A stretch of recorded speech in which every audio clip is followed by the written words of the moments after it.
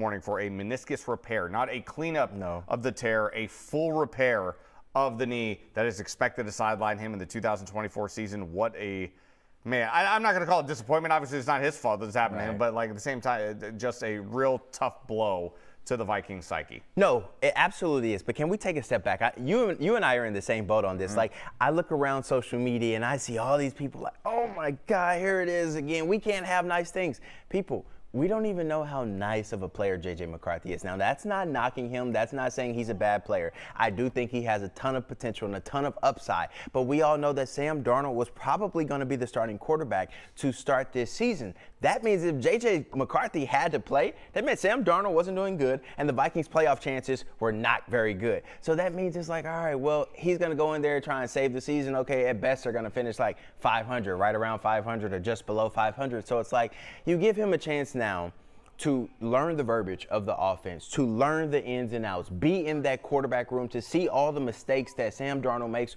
or all the highs that he makes, and then sit there and enter this offseason as the legitimate #1 quarterback because Sam Darnold's on a 1-year contract. So I understand everyone's frustration, but it's just like, take a step back. We still don't even know what type of player you have right now, and everyone was talking about this being a developmental year for J.J. McCarthy and letting Sam Darnold go do what he does. This still can be a great developmental year for him, I believe. The Vikings invested the 10th overall pick in the draft this year on J.J. McCarthy, so certainly they would like to see a return on investment probably sooner than later. They're not going to be able to get an opportunity to see that now with today's news. If you want to look for any kind of silver lining, I guess, we could talk about that in just a moment, but we also have Kevin O'Connell speaking today to reporters about J.J. McCarthy and everything that is ahead for J.J. McCarthy. This is what the head coach of the Vikings had to say. He did, undergo surgery actually this morning on that meniscus. It was led by our team doctor, Dr. Chris Larson at TCO. It was a successful procedure, but it did reveal that a repair was necessary, which will end JJ's 2024 season.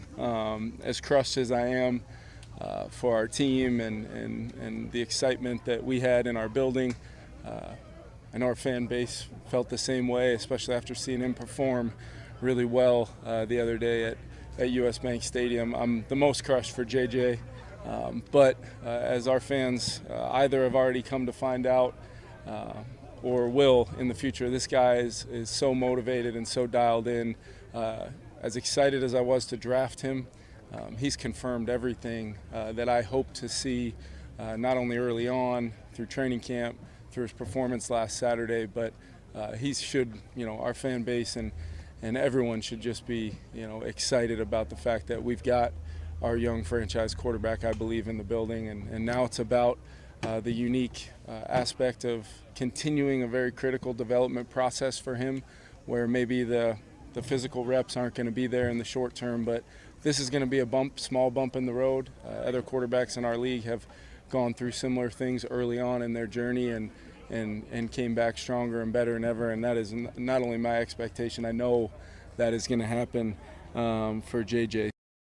Well, again, tough news for Kevin O'Connell, J.J. McCarthy, and everybody involved with the Vikings. But as I was saying, the Vikings did invest the 10th overall pick.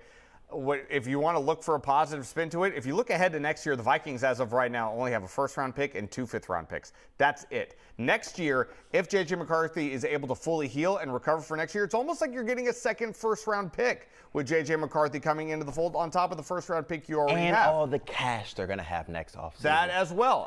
So 2024, we don't know how it's going to shape up. We don't know how it's going to look. Who knows? Sam Darnold perhaps could go out there and have the year of his life, the year of his career. We still don't know. That could be a possibility. And the other flip side of that is Sam Darnold is no fool. As much as these players and coaches want to talk about, how they block out the noise and they're impervious to what people have to say, Sam Darnold saw that the Vikings drafted J.J. McCarthy at 10th overall. He knows that it is a quarterback competition. He knows the Vikings look at J.J. McCarthy as the quarterback of the future. But now, if J.J. McCarthy is not in the fold, Sam Darnold might be breathing a little bit of a sigh of relief, not because of an injury, but just in the sense of, I don't have anybody over my shoulder breathing down my neck, and I can kind of relax and know that this job, at least for right now, is mine, and I can go out there and control my own destiny because of that situation. Exciting times for if you're a Sam Darnold fan. If you're a guy, I mean, he's in a situation where it's a gold mine for him, if we're being honest. Justin Jefferson, T.J. Hawkinson, Aaron Jones, Jordan Addison, if healthy and if he's out there. I mean, and Kevin O'Connell, and Aaron Jones, I said that. But one of the greatest offensive minds in head coach Kevin O'Connell. I mean, he can be looking at like a Baker Mayfield last season who just had one of a phenomenal season, and then he got paid. You know what I'm saying? So this is, yes, a bridge year where he's making $10 million, but you could go out there, go throw 30 touchdowns, 12 interceptions, and that can certainly get you a multi-million-dollar deal somewhere else where maybe it's a team that can't afford a franchise quarterback, or they don't have draft capital to go get one, and they'll need a guy like Sam Darnold who's unproven, but like we've said, his best receiver throughout his entire NFL career, Robbie Chosen Anderson and Jamison Crowder. Now, for you people listening to us at home, just let us know if you had to go to Google to figure out who those two guys are. I won't say they're nobodies, but we know them as football fans. But if you're not an elite football mind or a football savant, you're not going to know Robbie Chosen Anderson or Jamison Crowder. So it says a lot with who Sam Darnold has had to work with throughout his career. And, you know, right now the quarterback situation, when you look into the Vikings, obviously Sam Darnold is going to be the #1 quarterback. And Nick Mullins, we didn't see Nick Mullins in the preseason last week. Nick Mullins kind of getting the day off. Right. But now Nick Mullins, and you remember the unofficial depth chart when it was released last week, you saw at quarterback 2 it was J.J. McCarthy or Nick Mullins. So now you're led to assume that Nick Mullins is going to automatically slide into that #2 role unless the Vikings go out and make a move, which there are some quarterbacks on the market right now. We could show you, there it is right now. There's some of the big names that are on the market right now. Ryan Tannehill, Trevor Siemian, Blaine Gabbert, Kellen Mond, A.J. McCarron. Some of those guys could be worked in. Kellen Mond, of course, a former Vikings draft pick. I know a lot of you Vikings fans are probably looking at that right now and probably laughing to yourself. But, you know, Ryan Tannehill is a guy who has been in the league for over a decade. Serviceable guy. I don't believe that Ryan Tannehill is an every week starter in the league anymore.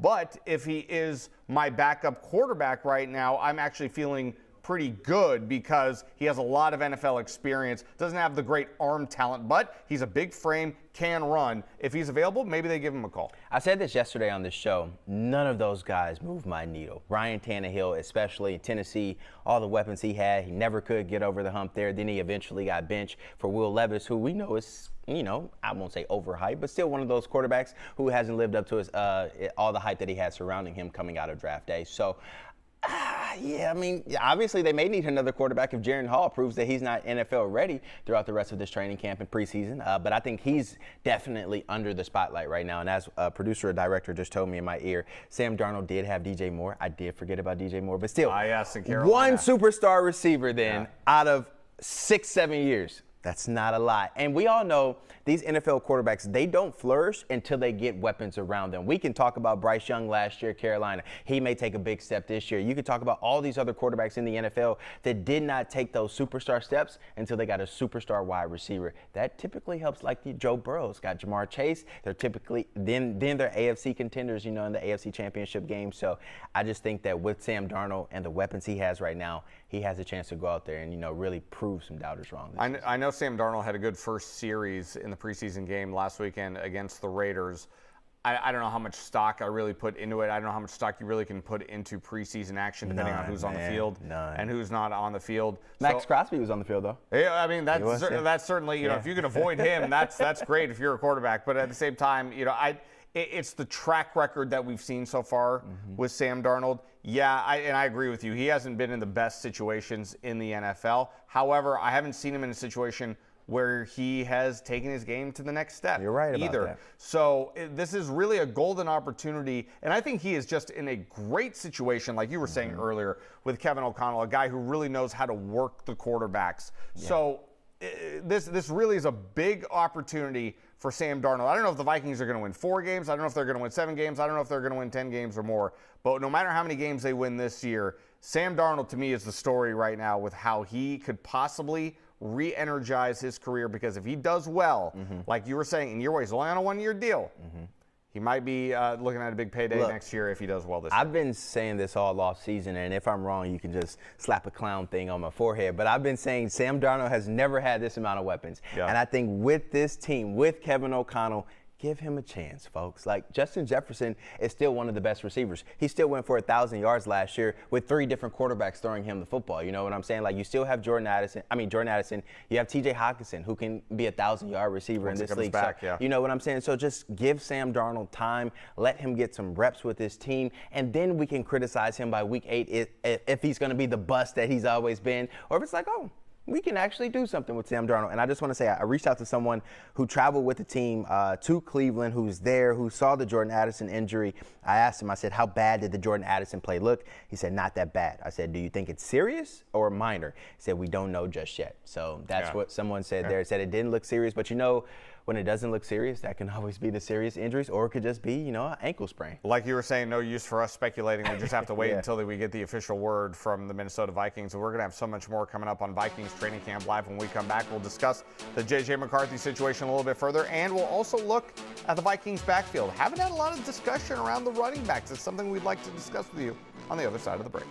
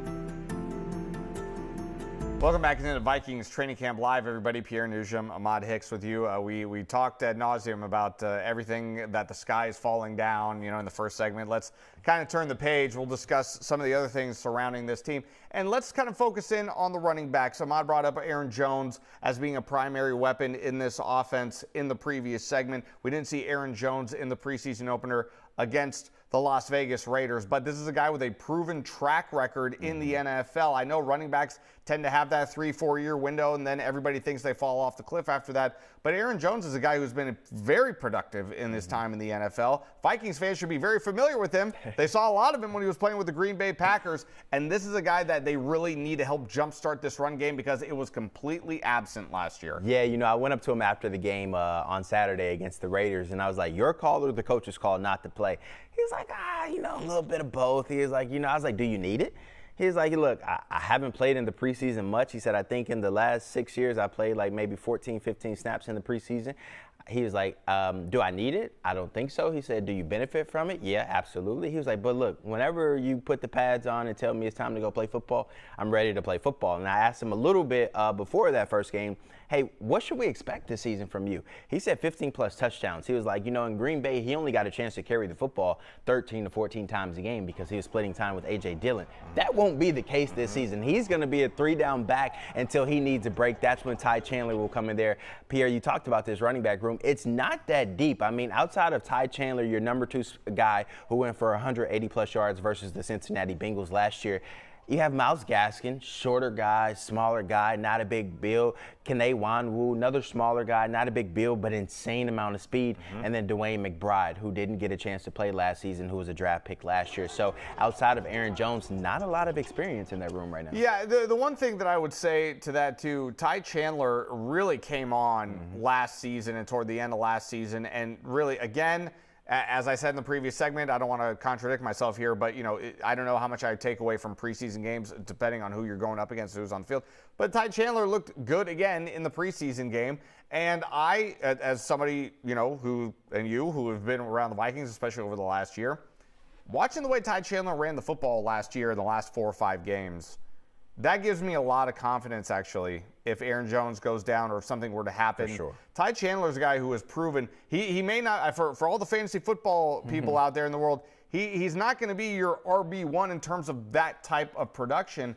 However, this is a guy who could get it done both in the run game and catching passes. Myles Gaskin is a guy who could also catch passes as well. I don't know if Myles Gaskin is going to make this team, but at the same time, Ty Chandler is a guy I think I have a lot of faith in, just as your backup running back, if you will. If we're speaking in fantasy terms, he's a great sleeper pick in case something happens Late to round Aaron flyer. Jones. Yeah. But I'm knocking on everything. We don't want Aaron handcuff Jones if to you have get Aaron hurt. Jones, But yeah. yes, if you have a deep roster, Ty Chandler is a guy because he can spell Aaron Jones, and they have similar bursts. Like they're very quick, twitchy guys.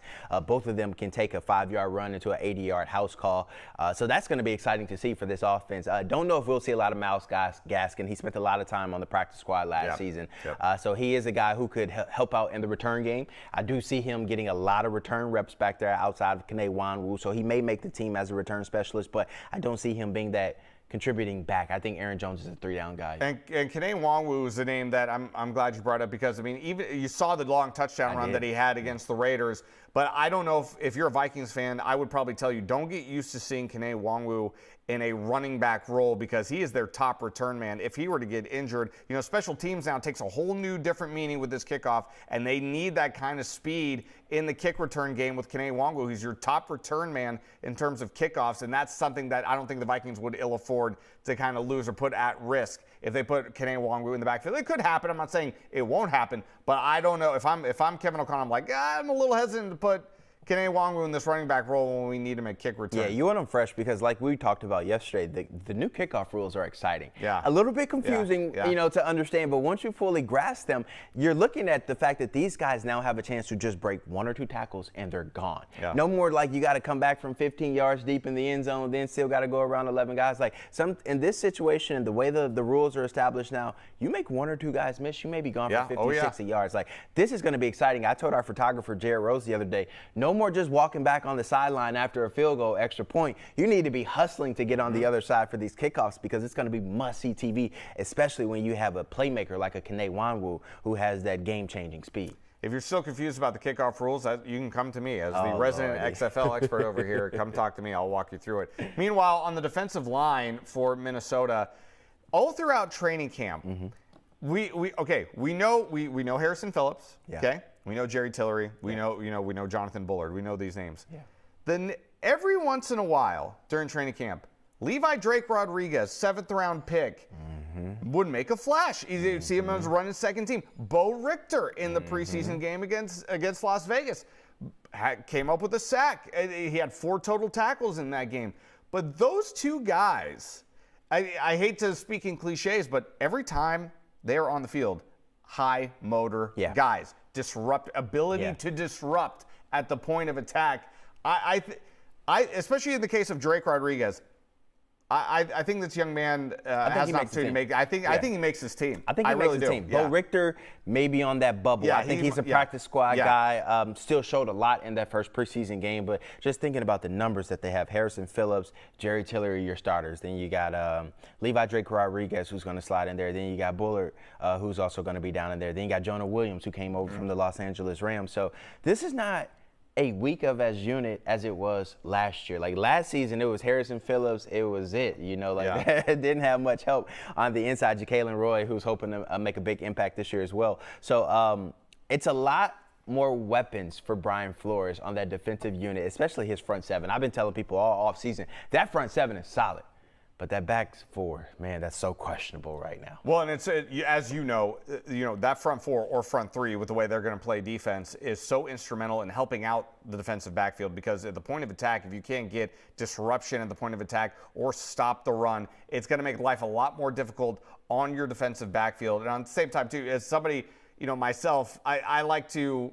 I admit I like to watch the boring stuff when it comes to so I like to watch the line of scrimmage, because as much as cliche as it sounds, I think it rings very true year in and year out. Yeah. The game is won and lost in the trenches, and if you don't have a defensive front that can make an impact, you're going to lose a lot of games. And that's where I want to see with Minnesota, especially this year, because like you said, didn't see a lot of depth outside of Harrison Phillips last year at the defensive line. This is the year that I want to see that change. And I think we're going to see that change this year from the front seven and 3-4-4-3, however Brian Flores wants to interchange those type of fronts. But it's a lot of pressure on the secondary, on Shaq Griffin, a guy who's kind of reaching that grandpa stage. Still coming back. We're still waiting to see him come back. Still waiting to see him come back, but he's an older guy in the NFL. A Caleb Evans, a younger guy who's still waiting to prove himself. He just needs that one confidence-boosting play on the field where he can be like, you know what, I belong to play in this NFL, because he has all the tools. But right now, Byron Murphy Jr. is going to have to shoulder the load for that defensive backfield right now. Well, cornerbacks, because the safety room is good.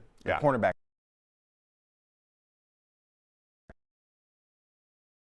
Again, another point of concern for this team. We have so many concerns. We're going to talk a little bit more about that on the other side of the break when we wrap things up here on Vikings Training Camp Live.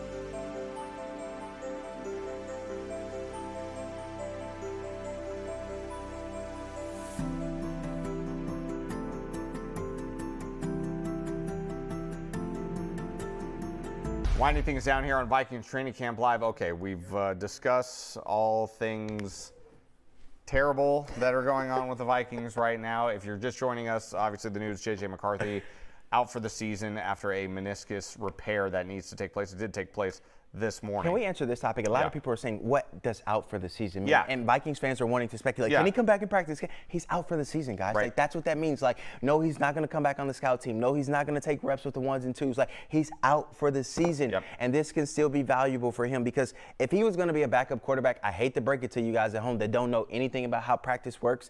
They only get 10 reps at practice, if that. The ones get all the reps. So there's nothing valuable about reps at practice or him being available. It would just be him there watching Sam Darnold go through all the plays. Now with him being injured, he can do that times 10. He can watch more film, and he also doesn't have to hear about the critics rushing him on the field to go play or ridiculing him if he has several bad games. So yes, J.J. McCarthy is done for the season. Leave all the speculations at home. He's done for the season. We don't need to talk about him any further playing for the Minnesota Vikings. And again, if you're just joining us, the news of Jordan Addison reportedly being carted off the field as the Vikings are in Cleveland participating in joint practices with the Cleveland Browns. What is the panic meter now for you with this team? If Jordan Addison has any type of injury that has him sidelined for several weeks, along with TJ Hawkinson, who's beginning the season on the PUP list, you're talking about all eyes going to Justin Jefferson, which is going to make life extremely miserable for Sam Darnold when he drops back. Because there's Jalen Naylor, yes, he's going to be good, but he's not Justin Jefferson. And maybe he's not Jordan Addison. We don't know that because he hasn't been on the field to showcase that yet. But that's going to make life extremely difficult for Sam Darnold. So he's going to have to earn his coins if Jordan Addison is hurt. Or that means Justin Jefferson and Aaron Jones, they're going to be seeing Justin Jefferson 15-plus targets a game, Aaron Jones 25-plus touches a game. In terms of hitting a panic meter, like Ahmad was saying, we're not sure how much J.J. McCarthy was going to see the field to begin with this year. Perhaps he might have gotten in the second half of the season if things went sideways. We're just going to have to wait till next season to see what happens with J.J. McCarthy. So I can't really say I'm really hitting a panic meter because I have to be honest, I didn't really have high expectations to begin with the team. And I really didn't. Thank you. So I can't really say. Obviously, I was excited for J.J. McCarthy because you saw it in training camp. You saw it a little bit in the game, and I said, okay, I think something going on with this young man. I'd like to see him. Well, we're not pressing the panic meter button yet, but we know a lot of Minnesotans typically do that every season. Apologies for another curse-riddled season here from the Minnesota Vikings. We'll see you next week on Vikings Training Camp Live.